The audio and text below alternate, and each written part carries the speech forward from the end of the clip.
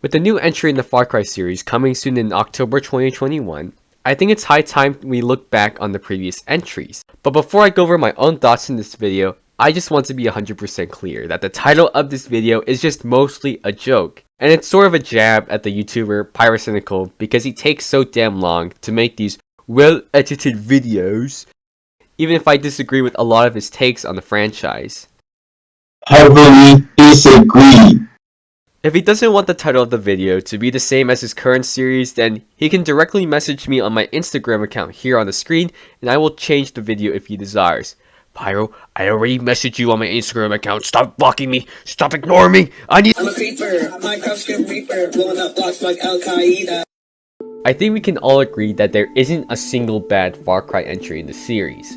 Well, maybe excluding some of the spin-off games between Far Cry 1 and 2. I haven't personally played them, but I kind of heard negative things. Never mind. But other than that, most of these games are at least average in quality, and the series itself has been on a better streak than most other long-running franchises such as COD or Assassin's Creed. Personally, I was introduced through Far Cry 4, and it still resonates with me to this day, hence why I made this video. But as I grew more and more involved with the community through various internet platforms, I saw that many didn't see it that way. While I did receive positive reviews on most review channels and sites such as Metacritic, with sales exceeding its predecessors during its initial release, there were still some people who saw this game as the quote-unquote downfall of the series. The Far Cry franchise, as of late, has fell into a pit of mediocrity. Or when it being Call of Duty of the open world genre. Because after Far Cry 4, I was bored of the series. Far Cry has always been the Call of Duty of open world games. As they believed that every game after would be the same as a largely successful Far Cry 3 entry. I haven't seen many videos defending Far Cry 4, and it seems like it is currently the majority opinion that Far Cry 4 is somehow a rehash of Far Cry 3, and is what led to the series diminishing in quality. So today I'm going headfirst into this video explaining why the same game argument sucks, and discuss some other criticisms of the game, such as with Far Cry 4's sort of controversial narrative, and try to provide counter arguments to the highest degree. I also like to clarify that it is completely fine if you don't like Far Cry 4. That's not the problem here. The problem here is that there is rarely any nuanced discussion that doesn't call this game a rehash ever so often. What you like is what you like, and that is for you to decide on, not me. So I've only played Far Cry 3 and 4, and I might not have the best knowledge of the other games, but that shouldn't invalidate the arguments I make on the series, as I'm not going to be including or discussing the other games like 2 or 5 in much detail. This video also contains heavy spoilers for both Far Cry 4 and 3, so if you haven't played those games yet, I highly recommend that you do that first. You got blown the fuck out, and it's not because your points are bad, it's because your points are bad and you're stupid. But before we do that, let me go over some criticisms of the game that are just either in bad faith, arguably incorrect, or just blatant lies. The examples in this section are ones I found when browsing YouTube, and it genuinely frustrates me when people in the comment sections take these claims as gospel. Hence, why these assertions are in the bad criticism section. I'll explain and respond to other more prevalent and less retarded critiques in the later sections, but as for now, these are the bad takes that I found and just need to be debunked. This is also a time where it can actually be extra toxic, so be prepared. Are you just an asshole? Is that it? Am I just an asshole? Yeah! Well, no, I've got arms and legs, I have everything. Pagan Min is just some asshole who taunts you throughout the game, not even giving you that much incentive to find and kill him. Stop the cap! Stop the cap right now! Stop the cap! So if you actually played the game, you would understand that Pagan Min was never a quote-unquote bad guy at the end of the game. It is revealed that he had a romantic affair with your mother, Ishwari, back when your father Mohan was alive. Dude, you're a fucking cuck. When you either read Mohan's journals or paid attention to the dialogue he conveyed to the player. I wish you could remember what it was like back then, Audrey. Your mother and I, with you on her hip, oh, those were the days. She was never happier than she was back then, and I should say the same for myself. We had such plans, not just for our little family, but for Kirat. It wasn't always like this. I long for those days, but then it's too late. I tried, I really, really did, but this place is ruinous. Try not to let them drag you down, Audrey. Ishwari didn't send you back here for that. This is because he's a desperate man, desperate for validation, someone who can love him like family. And that's what Ishwari gave him. Love and compassion, something he can never earn through his violent regime and cruelty towards the karate people. And as you play the game, you find out they had a child named Lakshmana, but it was when your father, Mohan, killed Lakshmana that caused Pagan to break down. He became a broken man, saddened with loss, and since Ashwari took AJ back to America, he was lonely. He had no family. And all he had was the karate people to rule over and exploit with the Royal Guard and his army. Aside from that, he doesn't even intend to hurt you in the slightest, as he expresses his own frustration that all you had to do in the beginning of the game is wait, so he can reunite with the only remaining member of his family. Pagan Min is considered to be the most likable villain in the Far Cry series and is probably one of the highest praised things in this game. He essentially has layers and is a deep and well-crafted villain, although I will admit that there are some fair criticisms of his character, such as his lack of screen time. However, I see some occasional dickweeds who unironically think that Pagan was a bad villain and that his death can be boiled down to being just some asshole. Okay, you done yet? The example I've shown is from a video called Far Cry 3 Mindless Self-Indulgence. It's essentially a video just breaking down Far Cry 3's narrative, you know, the plot, the characters, the themes, yada yada. And I was personally curious to see someone actually defend Far Cry 3's narrative, because I personally didn't like it very much. I found Jason way too unlikable to sympathize or connect with.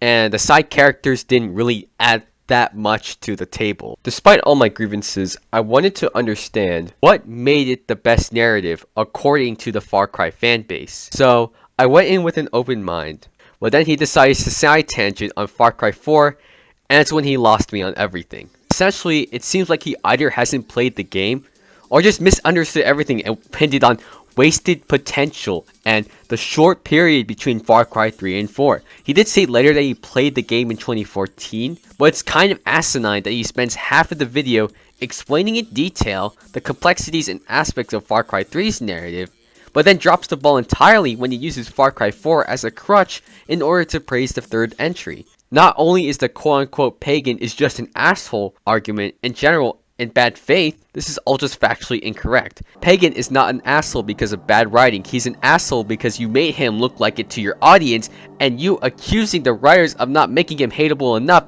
is essentially missing the point entirely. He isn't just some asshole because he's a father who grieved for the loss of his daughter and became much more and more isolated from other people. He's obsessed with finding a connection or someone who can validate him, and that obsession takes the form of Ajay Gale, or you the player in this instance. He's constantly calling you on the radio like a super chill uncle in order to entice you, not to intimidate or be an quote-unquote asshole. Whether or not how he treats Ajay should make up for his crimes for the country is all up to the player's choice. I think you need to understand the complexities of 4 instead of blaming the writers when you don't actually look back at a game 4 years after you play it. Side note, he also stated that the soundtrack is beautiful at times, but it doesn't add much to complement the game itself. The soundtrack is downright beautiful at times, but it does little to complement the game it accompanies, which is so decisively mediocre. What the fuck? Bitch, have you even played Ashes to Ashes?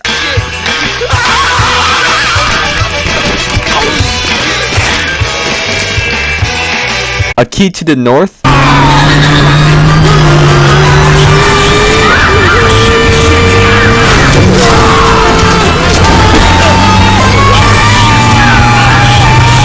Or even fucking confront Pagan? So one by one, each path we walk in moon and sun, each red dust rose we got to run from. They lay us low, they leave us numb. This shows that you either haven't been paying attention to the game, or you just didn't play it. Go fuck yourself, Dime Tree. Just honestly, fuck off. They're concerned that burn it down may be replicating the experience for which kicking the hornet's nest is known for. Aside from this, you know, some new vehicles and weapons, most of the features in this game are largely just copied and pasted from Far Cry 3. I mean, there's even a story mission where you're torching a drug farm with a flamethrower, except now it's opium instead of marijuana. That shit was so retarded. I'm about to respond in another language. What the? So, another game reviewer named G-Man Lives made a review and tier list of each Far Cry entry, and I think his takes on Far Cry 4 and the series as a whole are pretty bad. But this was what really got me. Aside from the game just reuses assets. Oh, I hate reuse assets. Oh, I hate reuse of assets. And it's just the same game argument that I keep fucking hearing. One of his arguments for the fact that this game is basically Far Cry 3.5 is that all Far Cry 4 does is just take ideas from 3. The Aussie does this by referencing a drug mission from Far Cry 3 and compares it to Far Cry 4, explaining that, oh, the only difference you have is just, oh, you burn marijuana in one game and you burn opium in another. Without the proper context, you probably would agree with this, but I got the impression that if you do anything vaguely similar to the previous entry, it's immediately labeled a rehash by this guy. So in order to disprove this bogus myth, let's go over the facts. For the drug mission in Far Cry 3, the level is much more linear in design. It's designed to be completely action-packed, as evident by the blaring music, Burn Them Down. In Far Cry 4, however, it's outpost capture in its core, and you are fending off waves of AI instead of progressing in a linear fashion, such as in Far Cry 3. The tones are rather different as well, as Burn It Down in 4 emphasizes an all-out defense and a much more serious atmosphere, rather than a full-on killing fest like in 3. The contexts are also just vastly different. Jason Brody was requested by Willis to burn down the crops in order to get Hoyt, the second main villain in 3, onto the Rook Islands. Amita and Sabal are fighting over whether or not to destroy Paul Depler's, a minor villain, shipment of opium in order to weaken the Royal Army supply, or keep the field so one day they could make their own profits and put Kherat into the global economy. What G-Man displays only contains half of Far Cry 4's context. This was a decision mission, one of the core components of the story. You are even given the option to secure the facility in the first place instead of burning it if you choose Amita, so you have this gameplay option to turn on water generators to stop the spread of fire on the drug fields, as the normal soldier AI are replaced with Molotov cocktail troops. So the only similarity these missions have is that you burn drugs. That's literally just it.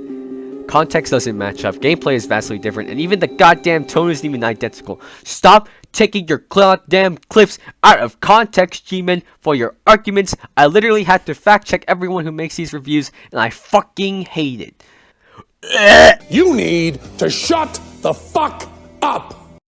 It's hard to enjoy Far Cry 4 as its own entity when it was released so soon after 3 and is almost identical in its themes, gameplay, story, and design. You take that back right now, you bitch ass motherfucker! I'm coming for your bitch ass! I could somewhat understand the similarity in gameplay, although I fucking disagree, and I'll go later in depth with the design of both of these games, but other than that, you're lying. That's it, you're lying. If you unironically think this, you are actively being disingenuous. If you even looked at both of these games, you would understand that the story and themes are completely different. Oh, you know, a story about a frat boy going insane trying to save his friends who are being kidnapped and trying to fill his own ego and pride is the same as a native returning to a homeland he had no knowledge of to fulfill a dying mother's wish while being thrusted into a conflict revolving him and the future of Kherat. Moving on to themes, how can you honestly look at these games and think they are trying to deliver the same message? Just tell me. I'm really fucking curious. Far Cry 3 was satirizing the male power fantasy and the eventual destruction it has on our bodies and minds, as evident by the growing tribal tattoo symbolizing Jason's growing obsession with killing. Far Cry 4, on the other hand, is completely different. Far Cry 4 was all about AG learning about his own personal story, how good intentions eventually corrupt under the pressure of power and control, and how false histories and beliefs are made by man. Even though they share some parallels, such as violence consuming someone at the end, the other aspects of Far Cry 4's narrative outshine these similarities to a degree that it shouldn't even be humanly possible to see these stories as being somewhat identical or having identical themes. The themes are explained later on in the video in greater detail if you want to skip to this timestamp, but I cannot at all fathom the mental gymnastics needed to make this claim. This is just a really bad take, and with a basic understanding of storytelling and actually playing these games, then it should be apparent that this is just a blatant fucking lie. And I don't know why Dimetree decided to even use this point in the first place, other than it's just the same game argument that has been regurgitated over and over all over the internet. Okay, moving on. Downward spiral, downward spiral, downward spiral. I truly think that Far Cry was an amazing series with 1, 2, and 3, yet has overstayed its welcome with 4 and, of course, Far Cry Primal, which was a complete disaster. So this clip is from an old video called Far Cry, a great and terrible franchise by Downward Thrust, the founder of the intellectual gaming community. Cringe. He's essentially those intellectual gamers on YouTube that just rant about the gaming industry all the time, and how the constant release of games is ruining the quality within them, or some political bullshit. Which I think is okay, if it weren't for the fact that these YouTube channels such as BTW Dobbins and Clean Prince Gaming are just pumping out video rants like this all the time. And ironically, they all look the same. Moving on to the video, he makes the argument that Far Cry 4 is a competent game, but it is basically the same as Far Cry 3, hence causing the series to fall into an ever-diminishing quality, and made worse with the release of Far Cry Primal in 2016. He even uses a bar graph to show that Far Cry 3 has 10 million sales, while Far Cry 4 only at 7, further establishing the point that Far Cry has been on a decline. To tell you why this is so fucking stupid, he is implying the fact that the more copies or money you make with something, it automatically tells you the quality of the art form is better. So yeah, all the Star Wars sequel movies are inherently masterpieces according to this logic. I can assume that Mahler and Rags would be very pleased that The Last Jedi had a lot of ticket sales after its initial release in theaters. Jokes aside, not only is that a dumbass argument, this graph takes a lot of shit out of context. Far Cry 3 sold about an estimated 4.5 million copies in its initial release, and by the end of 2012 to the beginning of 2013. Far Cry 4, however, sold about 7 million copies at the end of 2014, its initial release year. Far Cry 3 only reached 10 million copies 2 years after its release, while Far Cry 4 was only given like 1 year to record all its sales. Also, the number of copies these games sell aren't consistently updated each year by the company, so details and statistics of each game's sales are sometimes pretty vague and can often be misleading. Since this video was made in 2017, Ubisoft had not updated the public on the total number of copies sold by Far Cry 4 nor 3. So not only are there so many unidentified factors such as the existence of Steam sales ever since 2011, Far Cry 3 had plenty of time to gain more in profits, and the popularity of Far Cry 3 videos on YouTube helped to skyrocket the sales of the game. And using the game sales equals quality argument from Downward Thrust, that means the series is progressing, because Far Cry 4 had more in its initial sales than Far Cry 3, but without the proper data to calculate how much Far Cry 4 has gained over the past few years, then maybe Far Cry 4 has more sales now. I don't know. But if you like to disagree with these statistics, or you find these ones incorrect in some way, then bear in mind that Downward Thrust does not explain how these sales affect the quality of the game. It was just put on the screen without an explanation, and he expects that to be his argument. Is it that the popularity has been waning with the gaming community, or what? Explain yourself, because I don't want to make arguments for these people. So all in all, this argument is asked because with a little bit of research and understanding that game sales don't equal the quality of the game, then this statement is just blatantly wrong and should therefore never be used against any type of series or game whatsoever.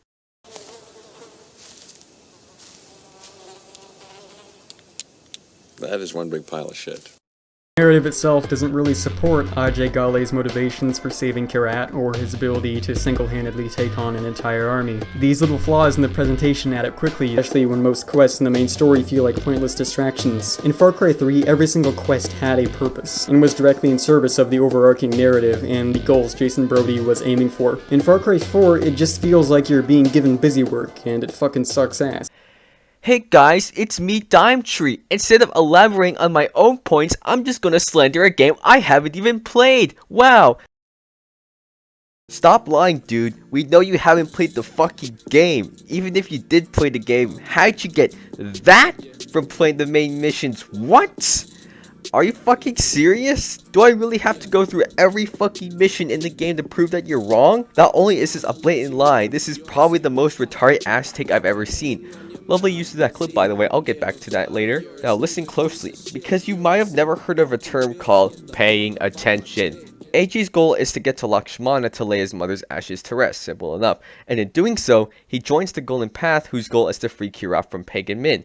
This is because Lakshmana is all the way in the northern area of Kyrat, and the Golden Path can't get Ajay there unless they are able to liberate their former territory. In doing so, AJ agrees and helps the resistance to overthrow the oppressive king so he can reach the resting place his mother requested to take her ashes to. It is also noted that AJ's mother had a significant part in the creation of the Golden Path, so it can be well inferred that he initially trusts the Golden Path due to his own personal history with them. So, you do these tasks that weaken each of the governor's rule, aka the less major villains such as Paul Deplore, Noor, and Yuma, in order to get closer and closer to your goal. But you must also face other inner conflicts on your journey, such as inner turmoil in the Golden Path and the search for the truth of your family's past, which also adds another dimension for the story's progression.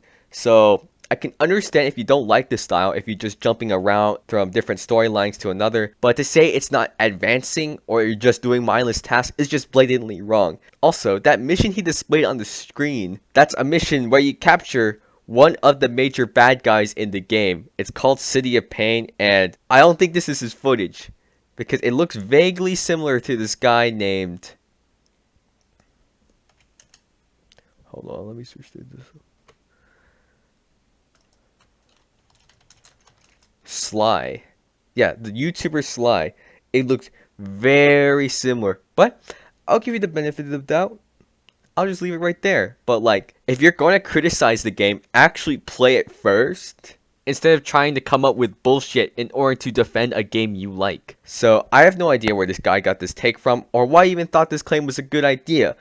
But this claim just doesn't work if you actually paid attention to the game and the context giving for each mission.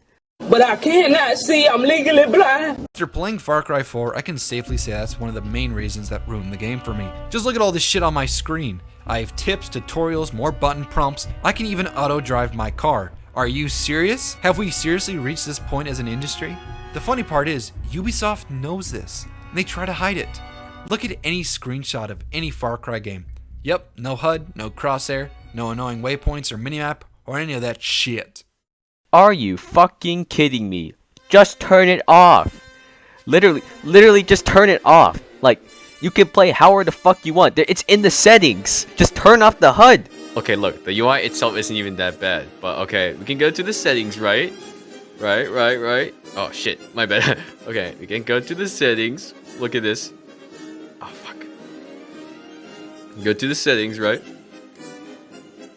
Turn all of this stuff off. Now watch. Alright, now look. It's really that simple. Go fuck yourself. And for the camera, you do the same thing. Just click a button to toggle out the tutorial if you don't want it. Wow, look. You can clean all that shit. Look, wow, it's so clear, right? Is that what you want? Wow. Wow.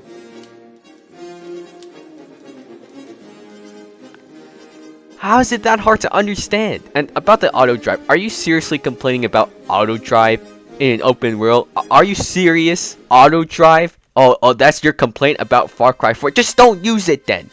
Just don't fucking use it then. Oh my fucking god. And last but not least, are you serious? Are you mentally disabled? Can you not understand what marketing is? Like, they're trying to show you the world, what you can do. You think they're just gonna put like a million things on the screen, like, oh, here's our game, guys. You know, I don't want you to see the background, like to see the scale of the world we built. Oh no, we're just gonna cover it. We're not. And the guy's just like, oh, you guys are just hiding it. Oh, you're so predictable. Even though I'm the retarded one here. God, oh my god, I can't believe this video got over hundreds of thousands of views. Good God, Jesus Christ, this video was bad. But if you close your eyes, does it almost feel like nothing changed at all? This is the section I hate talking about the most, and this is because I initially agreed with this, as finding a defense for these points was probably the most difficult out of the other critiques I found while making this project. But the discussion revolving around Far Cry 4 is basically devoid of any nuance, as any game that is considered to have a similar formula to 3 is thereby a rehash or inherently worse in quality. The most obvious examples that people use to coin the term same game each year are all the sports games, Call of Duty, and Pokemon. Sorry, Matt, not. Essentially, they are yearly releases that don't really change the quality of the game that much, or just seem like they have a new coat of paint on a previously established game. Hence why these games are considered to be samey or just copy and pasted. The argument here is that Far Cry 4 didn't change enough to create a new game, new experience from Far Cry 3. To think of Fallout 76 as Far Cry 4 was to Far Cry 3, they didn't really change enough to make it a new game. Now, on the surface, it's pretty much Far Cry 3. Same everything, just more windy mountains. Even though Far Cry 4 doesn't deviate much from Far Cry 3 in terms of its base gameplay, based on the facts presented here, it should not be considered a rehash or even identical to its predecessor. It's more than just Far Cry 3.5 or Far Cry 3 with elephants or any insult that denotes rehashing. The goal of the game was to polish and fix the flaws that Far Cry 3 had, and it was the most logical decision for Ubisoft to make. People were blown away by Far Cry 3, and many new fans were introduced into the series, so to profit off of that, Ubisoft made the best decision to provide a familiar experience to their new audience in order for them to enjoy a much more polished narrative and unique open world. So what we're really trying to do with this game, as much as possible, is empower the player even more. You know, the open world of Far Cry 3 was amazing. It's a big toy box filled with animals and weapons and vehicles and this sort of stuff. We want to take that, blow it out, give you more things to do, more opportunities for these things to cross over. Obviously, we want you to bring your best friend to the open world this time, so you can imagine all those possibilities squared. And then, as much as possible, even though we're not going to get all the way to the end of the possibility space, but we want choice in the narrative as well. So hopefully what I'm bringing is an even greater emphasis on systemic gameplay, empowering the player, making it about their decisions and the story they tell themselves, as much as it is about sort of driving them through a series of cutscenes and missions. I don't get how you see a watered down version of Far Cry 3 in terms of gameplay, because it doesn't degrade it in the slightest, but I think it's just time to move on onto my counter arguments instead of ranting. So it can be concluded that most of the people making these claims of Far Cry 3.5 are mostly older fans, but that isn't without a decent reason. For context, before Far Cry 3's release, the games have been vastly different in design. Far Cry 1 is more arcadic, and Far Cry 2 was much more realistic and grounded. But because Far Cry 3 was so successful, some older fans were eventually disappointed that there wasn't a massive jump as with Far Cry 2 to 3. I guess you can say these games are a far cry from each other. Cringe! Alright, I'm game ending myself tomorrow. And again, it's perfectly fine to dislike a release that wasn't completely different from what you had or on the level of improvement you expected. But to say it's a complete rehash or nearly identical to its predecessor on a basis that its gameplay formula is the only thing that's similar leaves out a lot of context and removes a lot of room for discussion. This is because open world games aren't just about their core gameplay loop. I might sound like an idiot here because I am no expert in game design, but open world design, mission design, its approach to player freedom, and technical fidelity are all major things that Far Cry 4 improves on and makes it the definitive Far Cry experience to many. These aspects, however insignificant they may seem to you, are substantial improvements that this game makes to improve the overall gameplay and the experience to be completely different once you enter the open world. The map of Kyrat isn't just some quote-unquote painted background disguised Far Cry 4 similarity in gameplay. It's an entirely new design of the world to complement the gameplay, and I will elaborate with these points. Although the way people approach a game is personal, it's important to mention that Far Cry 3 is much faster in its overall pacing and actively encourages going through the story and taking on other side quests along your transition to the next objective. Far Cry 4, however, encourages a much more conservative and patient approach to its open world, as there are like a buttload of things to do. I mean, a shit ton. Even if it might get sort of repetitive in some areas, there are still more things to explore and a much more difficult to navigate terrain. The open world design does not require you to do tasks in the middle of an ongoing mission, as you are given the option to take the quest at any time you want, with only like one exception. Speedrunning the game only tires you out and bores you out of your mind, as you'll miss a large chunk of the open world experience that includes hunting, assassination quests, racing, fortresses, which are essentially outposts on steroids, and etc. Whether you like or dislike either of these approaches, or how much you think this is an overall improvement in game design, is up to your personal preference, but the way in which the open world is presented to the player is completely different between these two entries, and this is another important aspect of each of these games that goes completely unnoticed. The only justification for the same game argument is that the core gameplay is similar to the third game, but this doesn't really have many legs to stand on. Just because a well-established formula is continued throughout a series does not inherently mean that every game is a rehash of the original, if the sequel is also able to improve on other major aspects.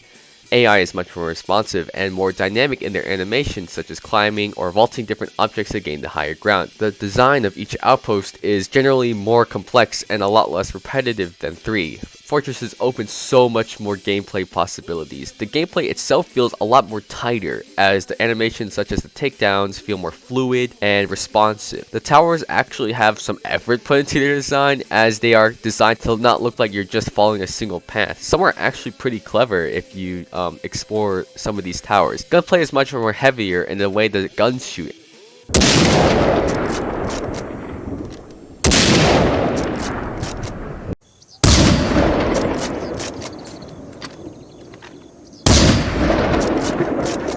Co-op is finally introduced to the Far Cry series, even if it might not be very polished. The wildlife is fucking scary as hell, and the animal AI interact with each other and the player in a much more dynamic fashion. The amount of AI roaming the world allows for greater interactivity with karma missions and supply trucks, helping to keep the player engaged with the world when traveling from one place to another and in the post-game. Grapple hooks and gyrocopters allow players for easier mobility in a world that greatly improves on the verticality of Far Cry 3's open world. The world building is greatly expanded upon with greater collectibles that tell the story of Kirat's history. Side missions are actually given a character-given purpose rather than just being put onto a board. Graphical fidelity and player interactions with the environment are also improved upon. Player choice is introduced into the story with varying missions for each decision, adding some sort of replay value to the game. Arena mode allows for CQC in an arcadic style. Map editor allows people to interact with each other's creations more, and many more subtle changes that makes Far Cry 4 a worthy successor to 3 that many detractors of the game claim that it's not. You could even say in this instance that Far Cry 4 is a polished version of its predecessor. I personally don't understand why people were quote-unquote getting tired of the same formula when this only happened once in the series. Far Cry 4 was the only main game at the time where they had a similar gameplay loop to its predecessor, yet people still lost their shit. I'm just tired of hearing these terms assembly line or copy and pasted games whenever I get into a discussion regarding Far Cry, and I just want more room for discussion regarding the qualities of these games. Another criticism these critics often bring up is the reuse of animations, but I don't really understand the problem here. It's literally common practice that game developers often use reused assets in order to lower the time to develop these games as a result of the strict deadlines. But if you're going to fault the specific entry for reusing assets, then you have to fault almost every game sequel for having the same problem. I fucking hate assets! I hate reuse of assets! All these boxes are kind of different, sure, but they're all pretty much the same. But look at his hands, they're the same flipped!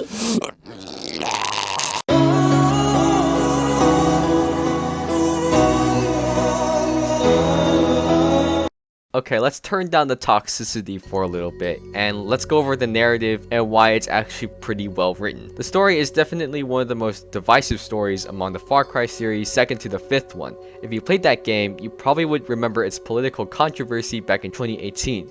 But for Far Cry 4, most of the criticisms associated with this game are mostly about the quality of its writing. To fully understand these critiques, we must go over the plot themes and the central characters in this game and explain why these aspects are much better than what people give credit to.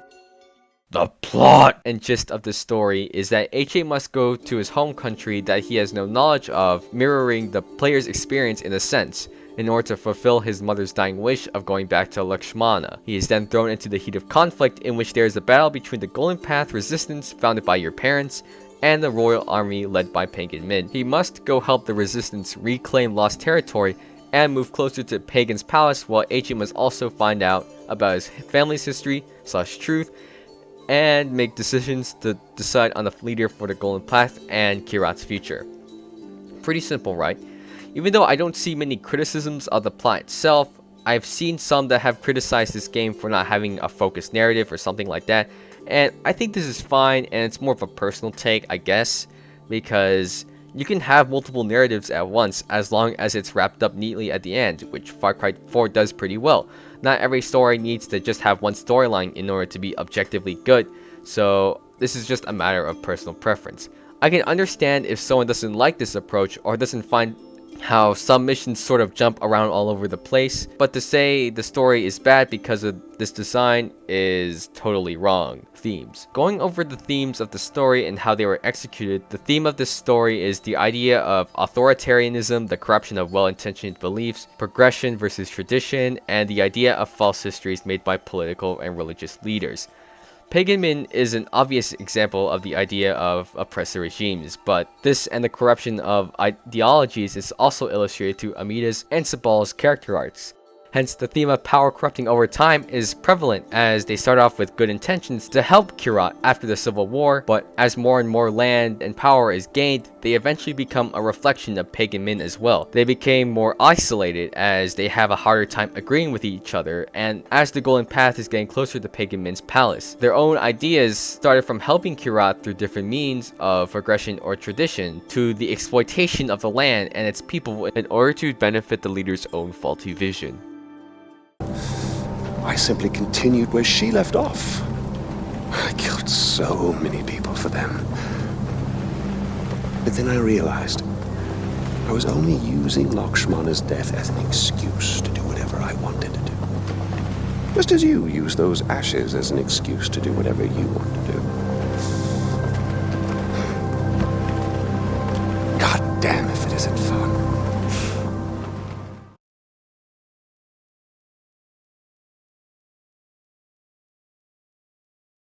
The idea of false histories is discussed through the mentions of Mohan Ghale, AJ's father and the founder of the Golden Path. Pagan Min is also representative of that through like the amounts of propaganda he has over the country.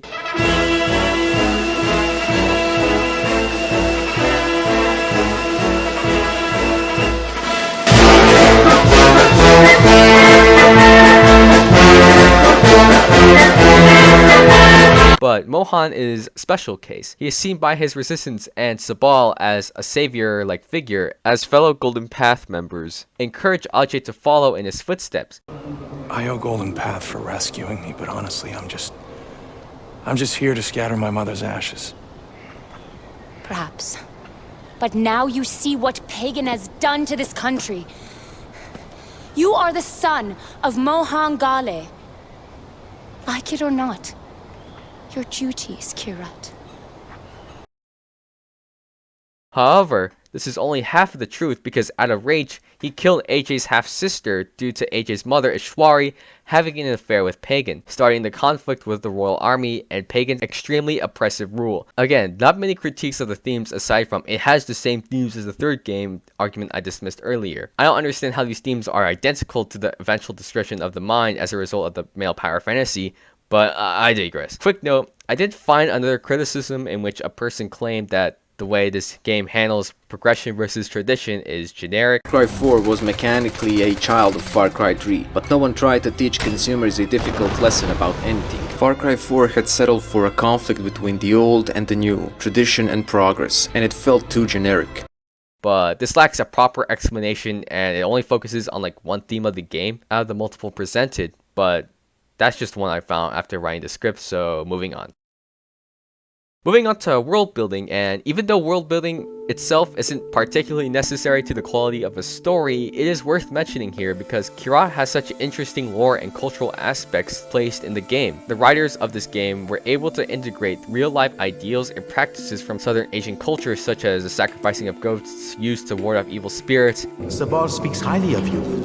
He asked you be allowed to see this. Yalung, the great demon, resides in all people. He brings false promise and burns hope.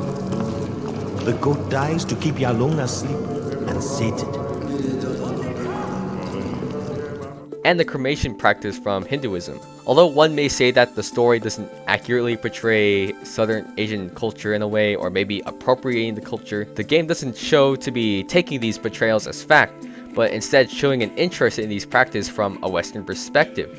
This is also evident by the Shangri-La missions, in which mana wheels and other aspects of Hinduism are wildly exaggerated to get that feel and awe and immersiveness in Kirat's cultural geography. Although this is a completely fictional place from a Western story, and many aspects such as Kalanag are completely fiction as well, it shows how much care has been put into this game in order to provide a much more refreshing story that uses influences from a less talked about region in gaming to convey these messages. You can even see a playlist of this narrative team from Ubisoft who have traveled into Nepal to learn more about the culture there. It's really interesting, and I also highly recommend that you check it out. This is probably the most interesting world Ubisoft has created in the series, possibly out of their entire games list, because the real life cultural background and ideas are all intertwined with the story, something that later games somewhat touch on but don't fully embrace. Unless Ubisoft does a similar thing with Yara in Far Cry 6 or improves on Far Cry 4's open world design, then I might have a new favorite. Although this is another aspect of the story that doesn't really have any criticisms I've seen, it is worth mentioning because of how underappreciated it is in this game. The endings are straight up beautiful, and anyone who says they're not are immediately wrong, including both the alternate and the ones at the end of the game. They all have thematic weight to them, and all the questions are answered through the actions and words of Pagan Min. What is Lakshmana? It's actually your half-sister who was murdered by your own father. What happened to your father? Your mother killed him out of rage for the murder of your half-sister.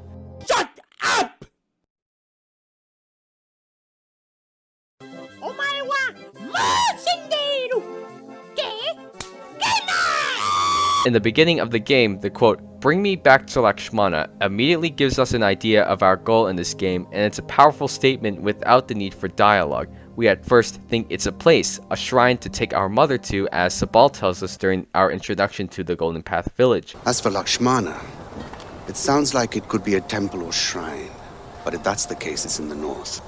The north is enemy territory, and we can't get you there, not yet.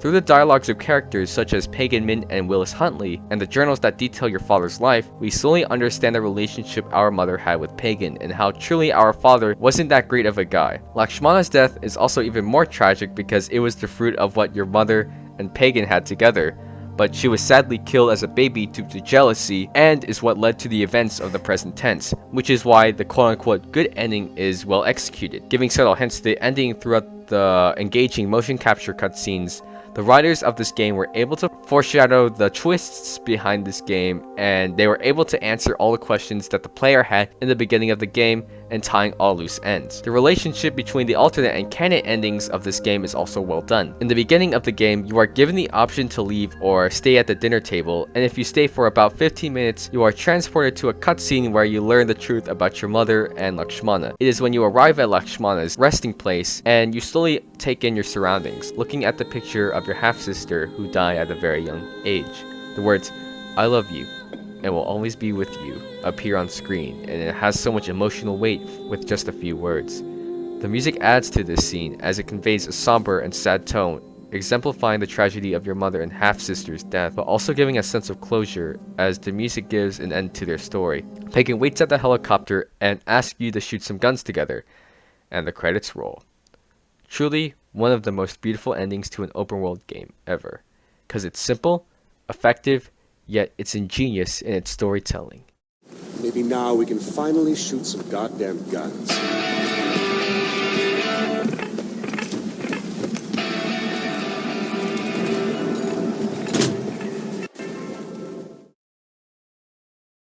If you instead leave the dinner table and shoot Pagan at the end of the game,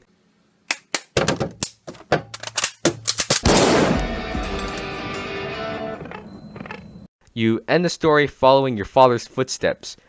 You never lay your mother to rest and achieve your primary goal in the game, to take her back to Lakshmana.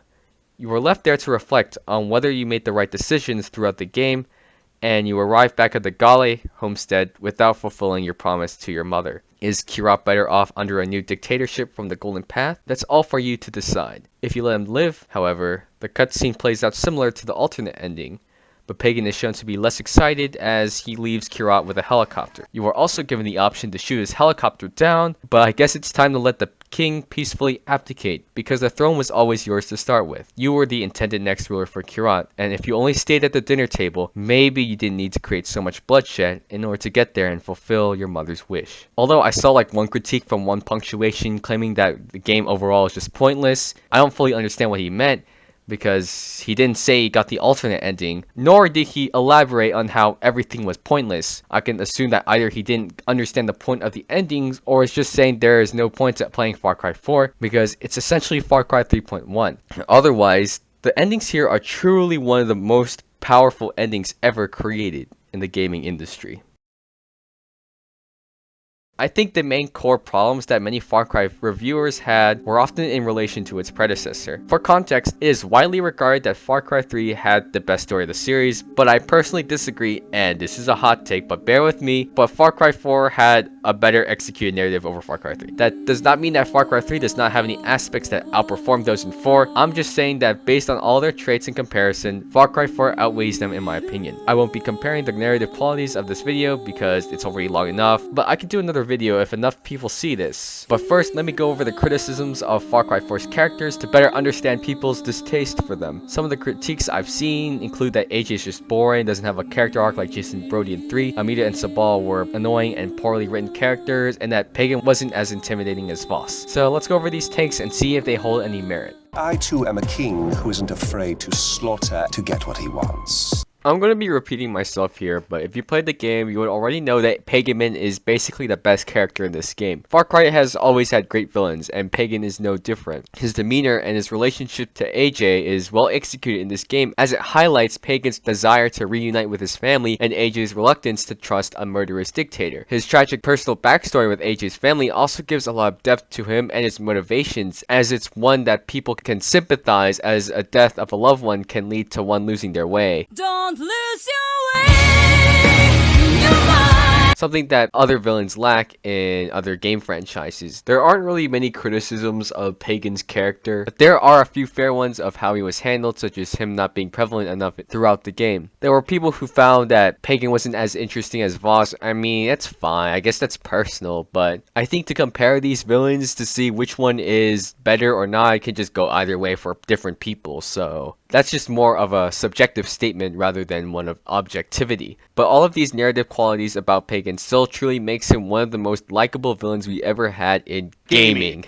Stand with us, Ajay. Join the Golden Path, and I promise you, you will fulfill your mother's dying wish. However, many detractors of the game say otherwise with Amita and Sabal's conflict in the Golden Path. I'm not going to tell you that you have to like these characters in the slightest, but to call them bad or flat is incorrect. Most of the critics I've watched either simply dismiss these characters as just being unnecessary. But oh no, it turns out that the freedom fighters have to face moral dilemmas with no easy answer. Do they use Kyrat's limited farming space to grow drugs? Do they preserve Kyrat's rich cultural heritage that encourages child marriage? It's such a one-dimensional effort to inject moral complexity into what is otherwise a very lighthearted plot that is so straightforward it's almost patronizing. Being too unlikable. Far Cry 4 put a heavy emphasis on the Golden Path, and you decide between Sabal and Amita. Both characters are very unlikable, and I just wasn't a big fan of how that whole plot was handled. Or they just missed the point of their arcs entirely. And speaking of which, Pagan, Amita, and Sabal, they're all uninteresting. Like, Sabal seems nice, but then surprise, okay, I'm actually ISIS fucking asshole. And then Amita is like, oh, I'm actually child slave labor.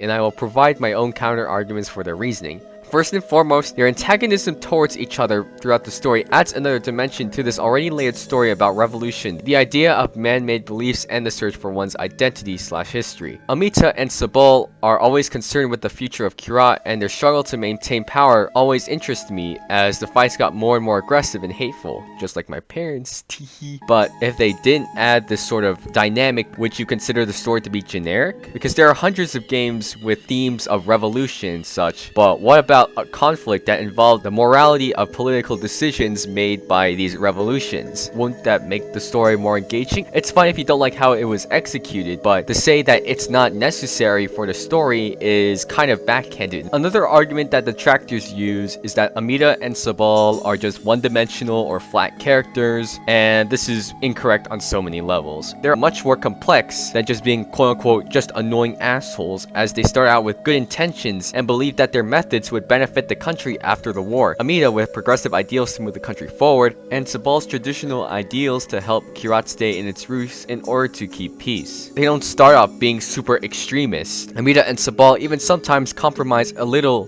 in the beginning of the game, and they don't seem to hold any grudges against each other. For example, Amita doesn't try to force you to destroy the 2 Kira statues. If the mission was near the end of the game, she would have most likely have destroyed it by now. For Sabal, he tries to reason with Amita that the lives of soldiers is more important than intel and how they can spend time later collecting it. That's when you, Ajay Gale, come in, and the more territory or land that you claim for the Golden Path, the more entrenched they became in their beliefs, even refusing to be in the same room by the final decision mission. If you choose one over the other, the one with power would order you to kill his/her opponent without a second thought, while the other leader without power tries to reason with you and warn you about the consequences with choosing the other leader of the Golden Path. He or she doesn't even attempt to fight back against you, just questioning the validity of your choice in the story. In a sense, this game is actively discouraging extremism at the end. None of the choices seem to benefit Kyrat as a whole, as these characters become a reflection of Pagan Min and the oppression they had sought to overthrow. I'm being very particular with my words, Ajay. I'm very particular with my words. It's even your choice to kill them at the end if you want. It's not some, oh, they were this extremists all along. It's just a matter of paying attention to the cutscenes to see their dynamic and how it changes over the story. Another claim I've seen is that they are too unlikable and that they can bicker too much, causing the story to be very mind-numbing or unenjoyable. You can dislike these characters however you want, but to say that's the reason for them being bad or poorly written characters is just a bad take. If people can tolerate Jason throughout Far Cry 3 and say that his personality should not negate his character arc or depth, then the same thing should be said about these characters. Jason, what's wrong? Greg, I'm Jason. How do you like that, Pyro? I simplified a character to one single line. How do you think that's fair to other protagonists like AJ? Don't ever do that again. Despite serving different roles in their story, their personalities should be secondary to the analysis of their complexities and their impact on the story. Again, liking these characters is a completely different topic from discussing the quality of their character, but it's factually incorrect to call these characters one or two dimensional, or that their relationship is one dimensional, as it actively dismisses the complexities they exhibit in this story.